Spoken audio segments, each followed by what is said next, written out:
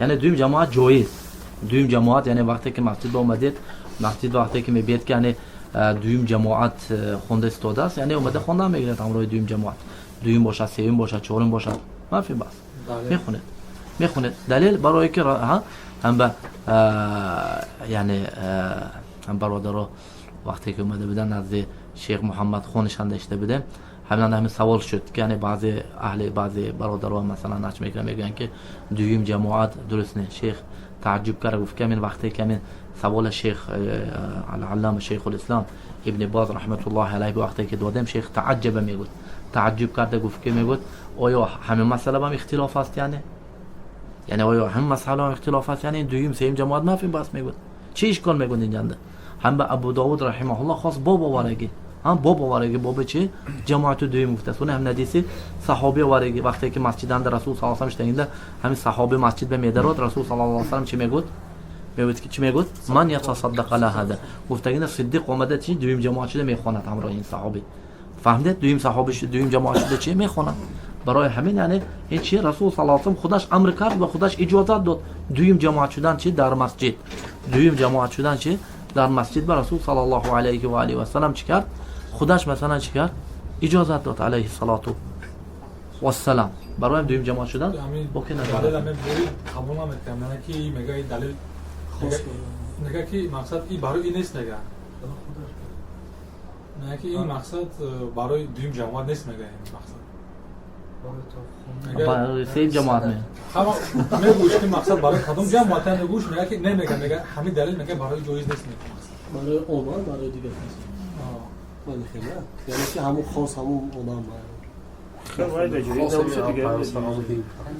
اینا کم میگن که این چیز این خیلی میگن که این چیز نافله بود برای صدیق رضی الله تعالی عنه فرض خونده بود که نافله لیکن عموما این چیز دلیل نمیشه یعنی رسول صلی الله علیه و سلم نگفت که من عنده که چی و دیر قاعده گرفتیم که تأخیر البیان عن وقت الحاجه لا يجوز اگر این چیز جایز نمی بود رسول صلی الله علیه و سلم مباشرتا میگفت که صدیق یعنی وای آدمی که اومد وای فرض خونده استوده است لیکن وای چی میگن یعنی این دویم جماعت یعنی برای نافله باشد ممکن برای ابوبکر چی نافله خونده استوده است یعنی نه برای فریضه ممکن نه مسجد اند بگم دلیلتون کجا یعنی وای خود دلیل بیارم و بازار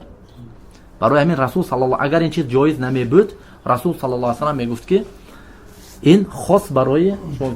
خاص برای شما ها اما برای دیگرها این ممکن نمیگفت یا که این خاص برای نافله برای فریضه ممکن نمیگفت یا که بیان میکرد مادامی که بیان نکرد این چیز چمون جایز موند که برای همین دویم باشد سوم جماعت باشد چهارم جماعت باشد میشه فهمیدید میشه انکو وایو برای چی وایو این چیز به تکیه میکنن برای همین وایهایی که دویم جماعت جایز نمیگه وایها دلیل ندارن اصلا یعنی بعض قول صحابه ها بعض قول چی ها بعض قول اصحاب مثل ابن مسعود و انس کوفه عراقان به دیگه شونده دوی وقتی که مسجد به میرفتن میدیدن که یعنی جماعت تموم شدگی خونه به گشته اومده خواننده میخوندن فهمیدید مسجد هم نمیخوندن فهمیدید یا نه انا گفتن که انا دیدید وایو چی کردن یعنی دویم جماعت به نایستادن گفتن همین بیهقی این چیز روشن کرده بیاد که برای اون که میگفت اینا چی میشدن از صد ذریعه یعنی در این چیز میپوشتن برای که وقتی که پیدا شده بود خوارج پیدا شده بود که پیدا شده بود یعنی وقتی نسنده خوارجا و ایها خاص مثلا می اومدن ببینن که امام نماز خونده استاد است میشتن یعنی صبر کنه وقتی که برای که امام چی میگفتن کافر اقفا امام نماز نمیخونه وقتی که نماز خونده شود خداشون علاهده جماعت میخوندن فهمیدید برای همین سونه از همین ها به تشبرایی که انس میگفت که اگر منم میخوام کنم آدم‌ها چه فکر میکنن یعنی این برای آسپای امام نخوند یعنی معناش یک گپ یعنی فهمیدید برای تو که همین مثلا التباس نشدن به خونش میخوند فهمیدید حالا که مثلا این قول صحابه مثلا یعنی ما میگیم که هیچ وقت یعنی اصل یعنی میگیم که اگر فعل و قول رسول صلی الله علیه و آله و سلم اگر اختلاف شد یعنی قول رسول صلی الله علیه و سلم چه مقدم میشد هیچ وقت نمیشد که صحابه قولش یا صحابه فعلش قول رسول صلی الله علیه و سلم نسخ میکند یا که چی میکند یعنی تقیید کرده نمیتواند این چیز کرده فهمیدید برای این قول حتی انس این چیزا میگفته اینا ما میگفتیم که قولی که میگیریم قول رسول الله صلی الله علیه و سلم میگیریم میگفتیم هم خیلی یعنی هم به یعنی این چیز درست یعنی دویم جماعت شدن یعنی این چیز به خیلی شیخ ابن باز چه شیخ محمد هادی میگفت که یعنی شیخ ابن باز تعجب کرد میگه حتی میگه یعنی کی به اختلاف میکند میگه یعنی کی چه اختلاف های مسئله بیانه جایز مثلا مشکل نه دویم جماعت شدن سیم جماعت شدن نعم یعنی انسان مثلا چی یعنی یک جهاد مثلا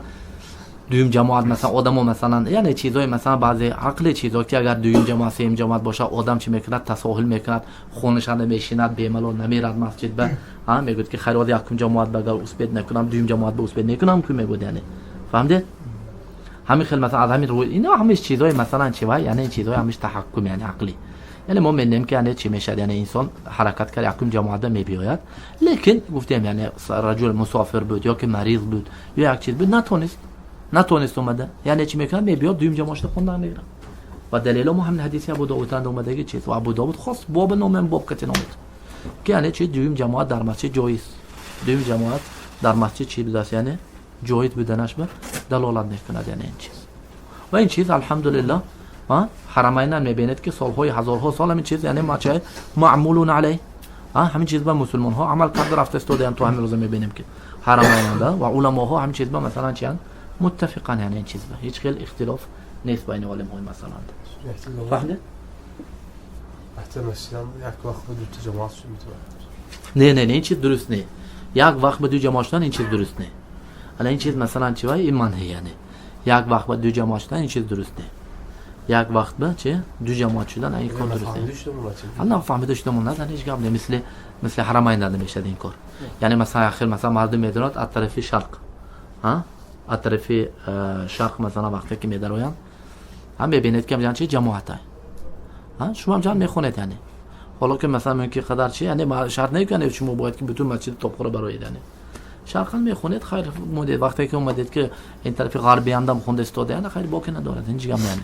اما مسجدای خوردنده این چیز مثلا چی وای آدم دیده میتواند این چیزا هم مسجدای کلانی که حرمین مثلا مسجد الحرام و مسجد مثلا نبوی علیه الصلاه و السلام اینجا دقیقاً سال دشوارتر مثلا چیز دیدن یعنی یا که طرف جنوب میدروید یا که طرف شمال میدروید مثلا نه وقتی که میدروید مثلا یعنی ببینید که جماعت هم جنده خونده میگیرید